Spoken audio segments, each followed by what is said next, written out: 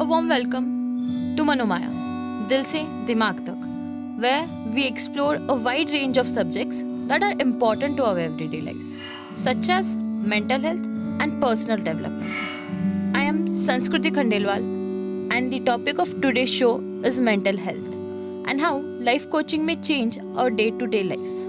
Someone who specializes in assisting individuals in discovering calm, meaning, and clarity in their lives is with me today. We are joined by Steffi, a psychologist and seasonal life coach who has years of expertise helping people overcome in life, enhance their mental well being, and accomplish their objectives. Welcome to the show, Steffi. We can't wait to hear from you.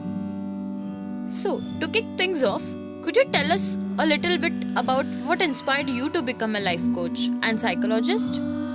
How did that journey start for you? Yeah, sure. So I've always seen myself as a teacher, okay, but not in the traditional sense. I always wanted to guide students beyond textbooks, helping them build their life skills, strong values, and a sense of purpose. And I strongly believe that these are the foundations of a meaningful life, okay. But during my own academic journey, I didn't have the guidance or mentorship to show me how to pursue that path. So I followed the conventional route, focusing on traditional studies and certifications.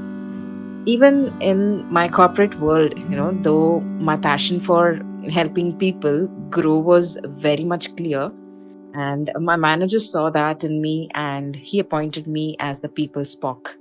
And that experience, that sparked something deeper inside me. That was the insight that I received from there. And after 5 years in corporate life, I realized that I needed to make a shift.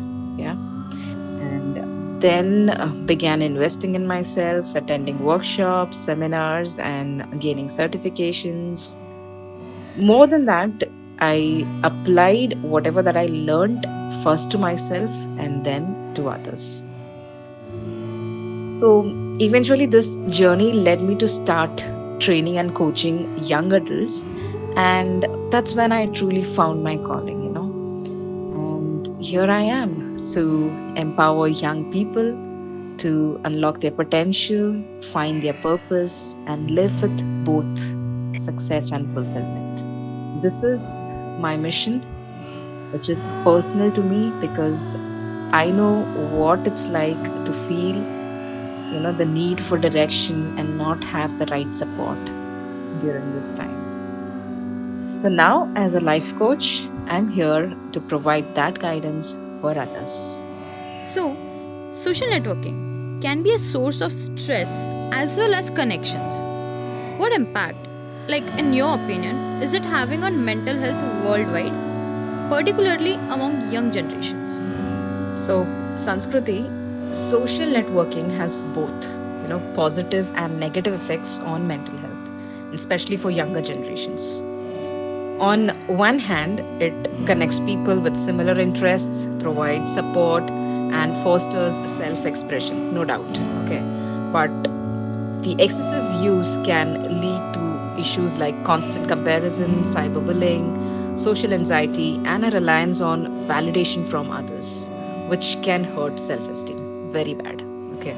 So, and if we see the study, the average person spends more than 2 hours a day on social media. So, it's really important to set limits and be mindful of what we are consuming because the environment we engage with online shapes our thoughts and emotions.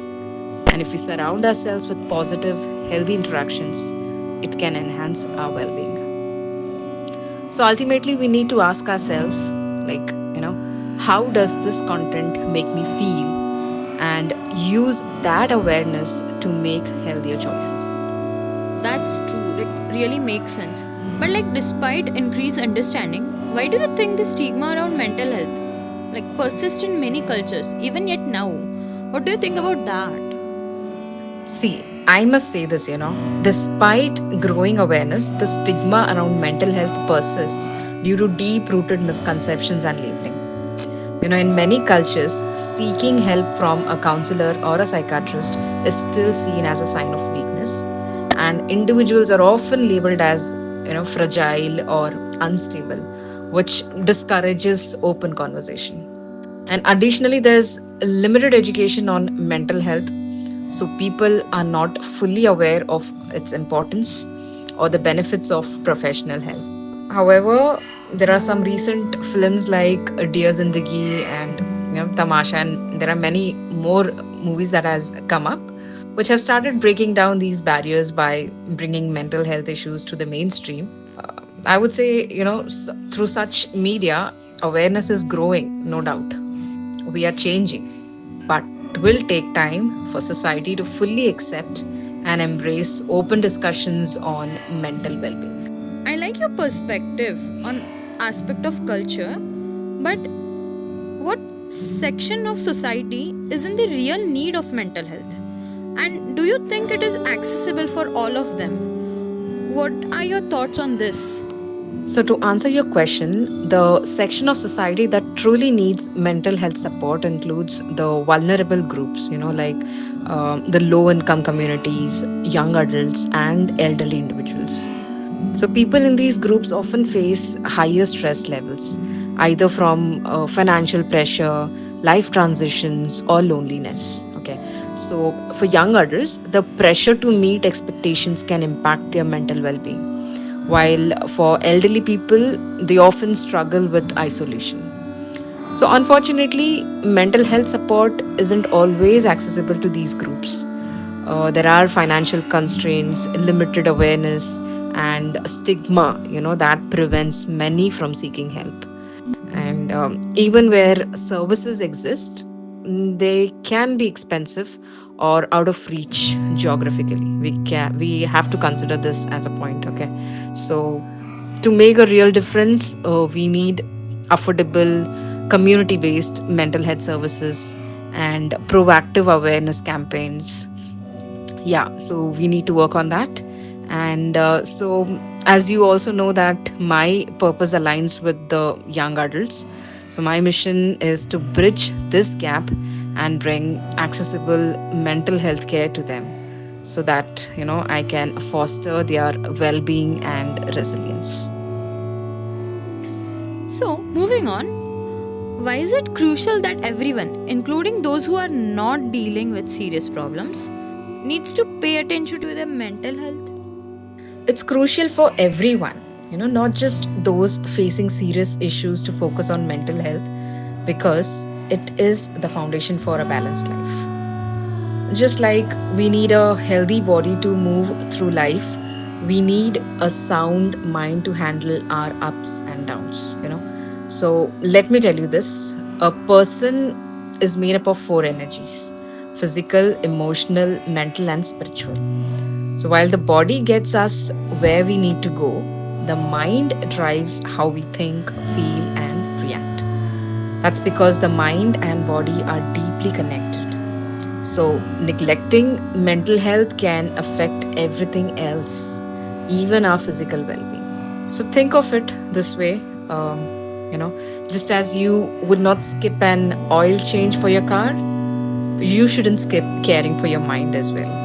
So, taking small steps to maintain mental wellness will help to navigate life with resilience and purpose. We are amazed and grateful to our speaker, Steffi, for sharing this expertise on the value of self care and mental well being. Keep in mind that caring for your mind and emotion is about building a foundation for a more balanced, resilient, and satisfying existence. It is not only about managing emergencies. So, Sanskriti, I really want to extend my heartfelt gratitude to you for this beautiful opportunity. It's truly inspiring to be a part of a platform that raises awareness around mental health and personal growth. And thank you for your dedication towards this mission. And I hope you continue creating such impactful podcasts, helping people connect with themselves and and each other on a deeper level. So Thank you once again for allowing me to share my story. Thank you. So, guys, that concludes the episode for today. We hope that this discussion provides you with useful information about boundaries, mental health, and the need of saying no when it's important. Keep in mind that over time, minor adjustments and putting your mental health first can result in significant gain. We appreciate you listening to Manomaya. Until we speak again, be careful, keep working towards a better life, healthier, and happier you.